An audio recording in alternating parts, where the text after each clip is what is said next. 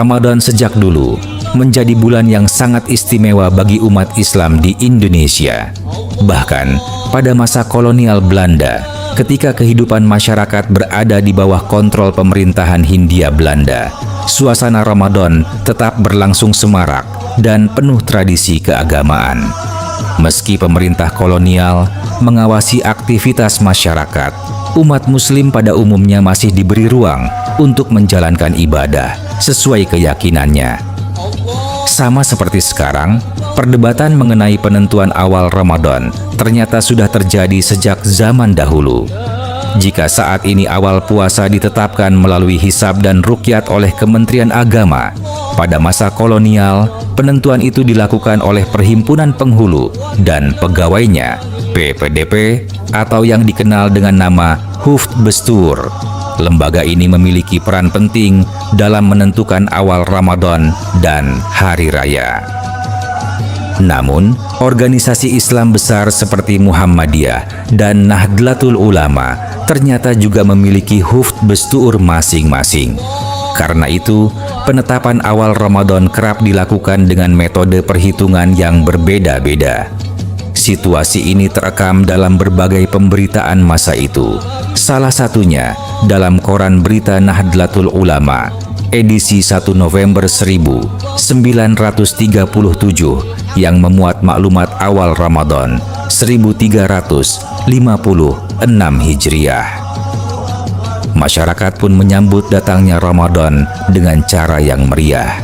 Di berbagai daerah, malam penentuan awal puasa ditandai dengan bunyi-bunyian keras seperti meriam, petasan, mercon, hingga alat sederhana buatan anak-anak dari pelepah pisang.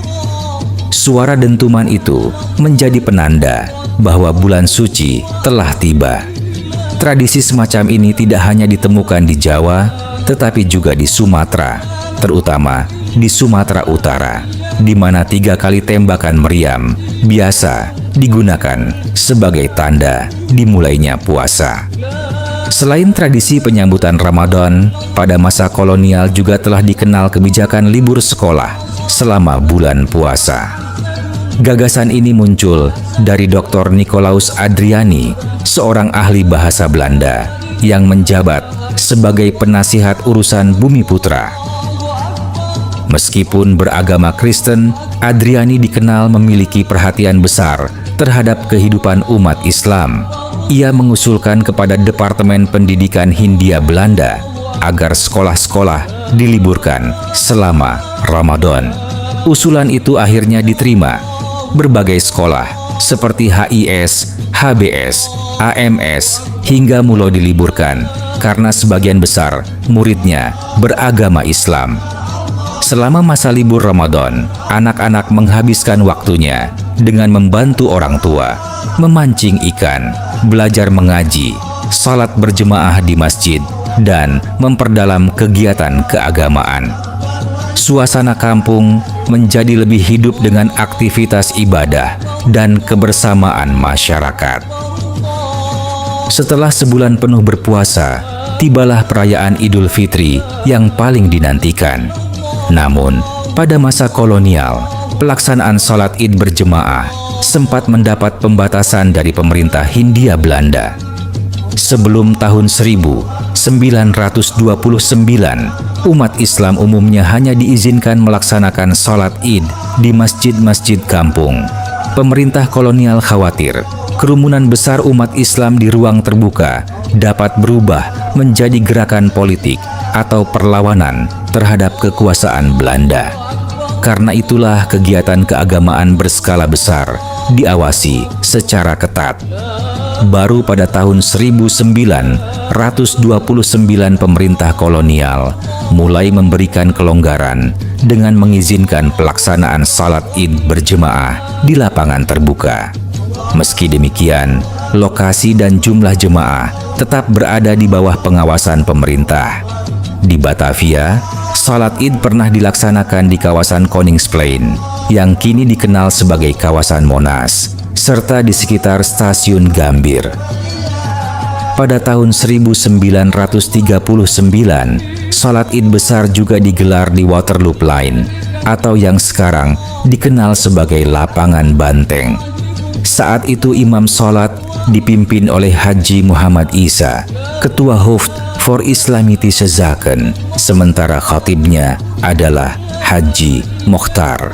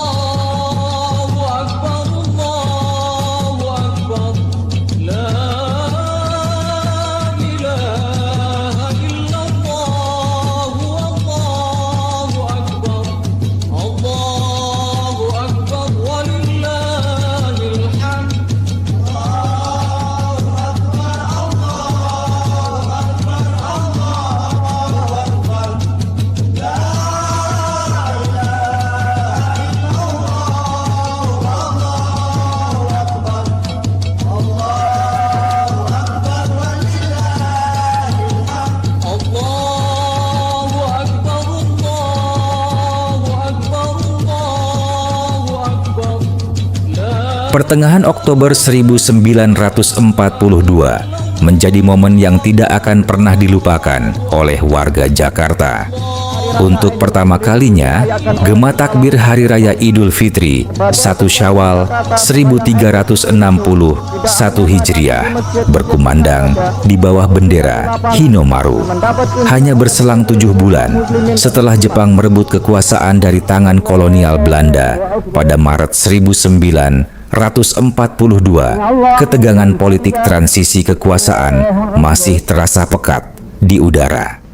Pagi itu, ribuan umat muslim dari berbagai pelosok Batavia berbondong-bondong memadati Waterloop Line yang kini kita kenal sebagai Lapangan Banteng.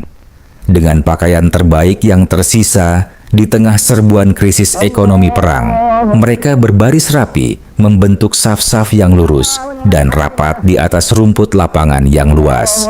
Pemerintah militer Jepang, Tentara Angkatan Darat ke-16, sengaja melonggarkan aturan dan memberikan izin penuh bagi umat Islam untuk menggelar sholat Id di lapangan terbuka. Bagi Jepang, ini adalah panggung propaganda yang sempurna untuk mencitrakan diri mereka sebagai saudara tua yang melindungi dan menghormati Islam, sekaligus taktik untuk mengikis habis pengaruh budaya Barat peninggalan Belanda.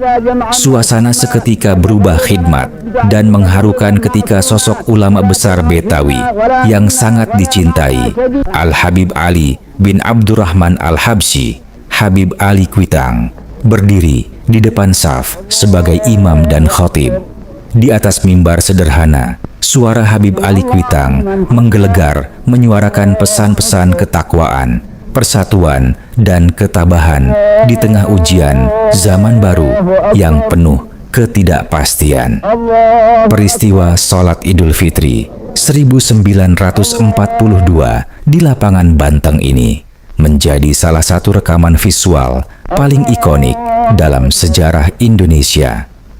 Momen tersebut berhasil mengabadikan bagaimana kekuatan iman dan figur ulama mampu menjadi pemersatu sekaligus benteng spiritual masyarakat di tengah masa-masa awal pendudukan militer yang keras.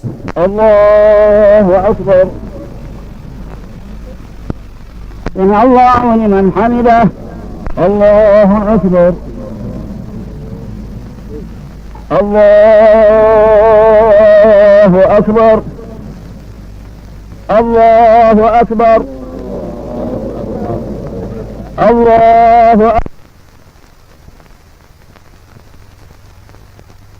Allahu Akbar.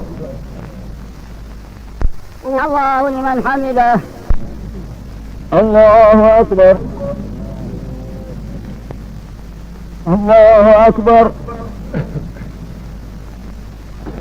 الله أكبر الله أكبر. Rame-rame selamat dunia kita dan akhirat kita. Kita sungguh-sungguh setia supaya selamat hal keadaan yang kita maksudkan. Alhamdulillah Rabbil Alamin. Allahumma salli wa sallim ala Sayyidina Muhammadin wa ala ali Sayyidina Muhammad. اللهم اجعل جمعنا هذا جمعا مرحوما وتفرقنا بعده تفرقا معصوما ولا تجعل فينا ولا منا ولا معنا شقيا.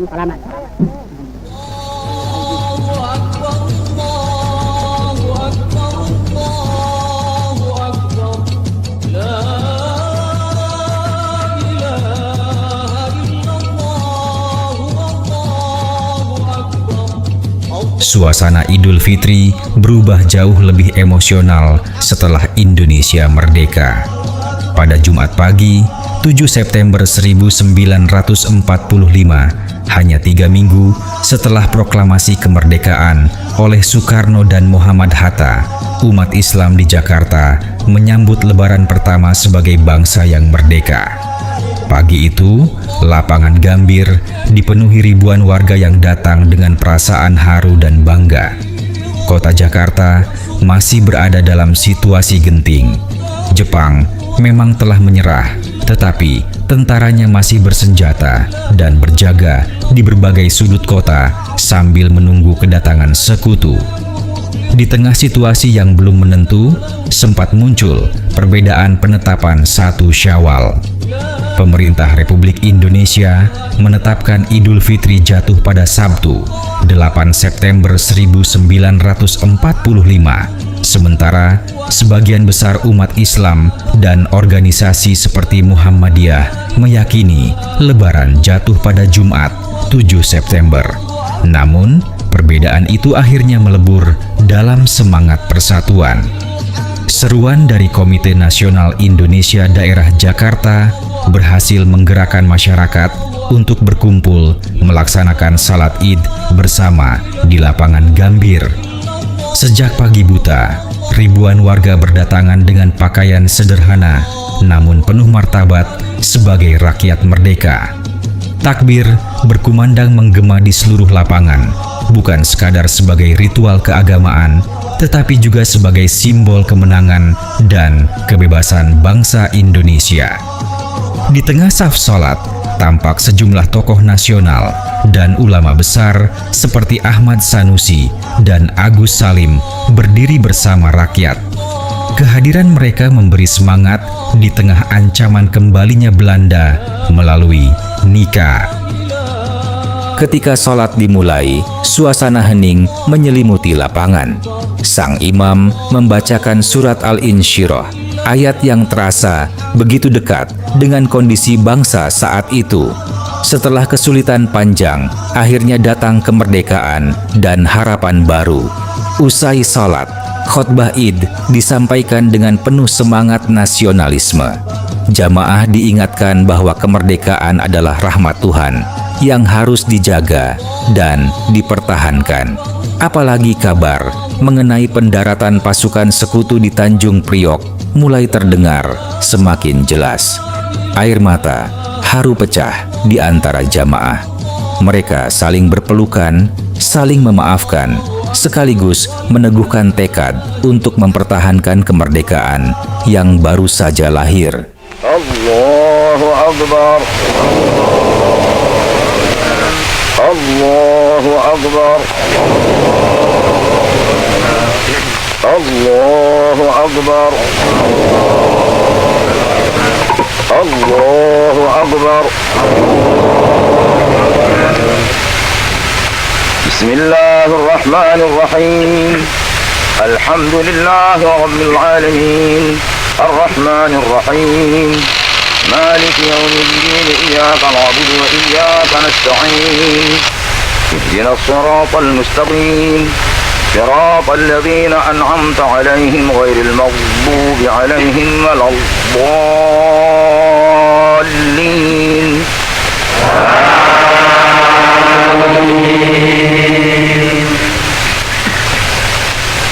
بسم الله الرحمن الرحيم.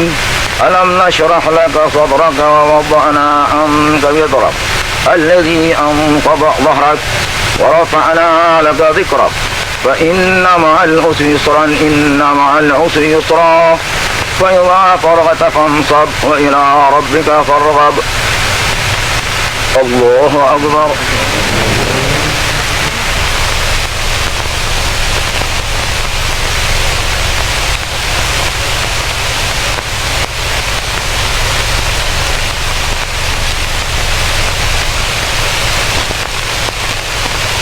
لم تزل حسناته عليه متتابعة وأشهد أن لا إله إلا الله وحده لا شريك له شهادة أرجو بها نجاة في الدار الآخرة.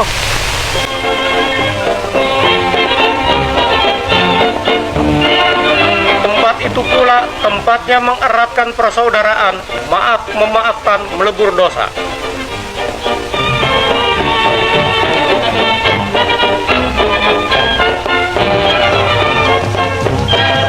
Setelah salat Id usai dilaksanakan, suasana kampung dan kota berubah menjadi lebih hangat dan penuh kebersamaan. Masyarakat kemudian melanjutkan tradisi silaturahmi dengan mengunjungi rumah keluarga, kerabat, tetangga, hingga sahabat dekat. Anak-anak berjalan beriringan mengenakan pakaian terbaik mereka, sementara orang-orang tua saling berjabat tangan dan bermaaf-maafan sebagai simbol kembali sucinya hati setelah menjalani ibadah puasa selama sebulan penuh. Di banyak daerah, tradisi ini juga disertai dengan hidangan khas Lebaran yang disajikan untuk para tamu. Ketupat, opor, dodol, wajik, hingga berbagai kue tradisional menjadi pelengkap suasana akrab di ruang-ruang rumah masyarakat. Silaturahmi tidak hanya menjadi ajang berkumpul keluarga, tetapi juga mempererat hubungan sosial antar warga, bahkan di tengah kehidupan yang masih berada di bawah bayang-bayang pemerintahan kolonial. Bagi masyarakat pribumi pada masa itu, Lebaran menjadi salah satu momen langka yang menghadirkan rasa persatuan dan kebahagiaan bersama. Sebagian warga memanfaatkan suasana libur Lebaran dengan mengunjungi berbagai tempat hiburan populer pada masa itu. Kawasan seperti Meriam Sijagur kerap dipadati masyarakat yang ingin berjalan-jalan bersama keluarga sambil menikmati keramaian kota.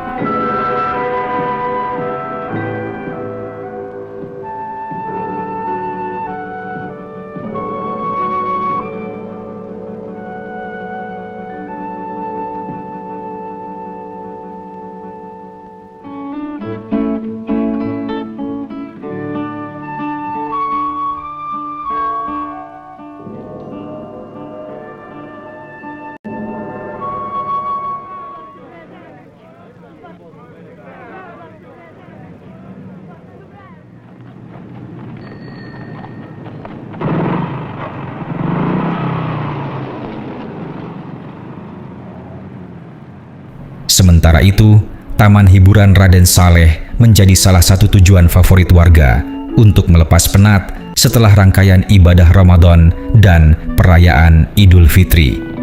Di tempat-tempat tersebut, suasana tampak semarak dengan hadirnya pedagang makanan, pertunjukan hiburan rakyat, hingga keramaian warga yang datang dari berbagai penjuru kota. Anak-anak bermain dengan riang, para remaja berkeliling menikmati suasana, sementara orang dewasa bercengkerama bersama keluarga dan sahabat. Tradisi berwisata sederhana seusai Lebaran ini menunjukkan bahwa masyarakat Hindia Belanda pada masa itu juga menjadikan hari raya sebagai momen rekreasi dan kebersamaan sosial. Menjelang petang, warga perlahan kembali ke rumah masing-masing.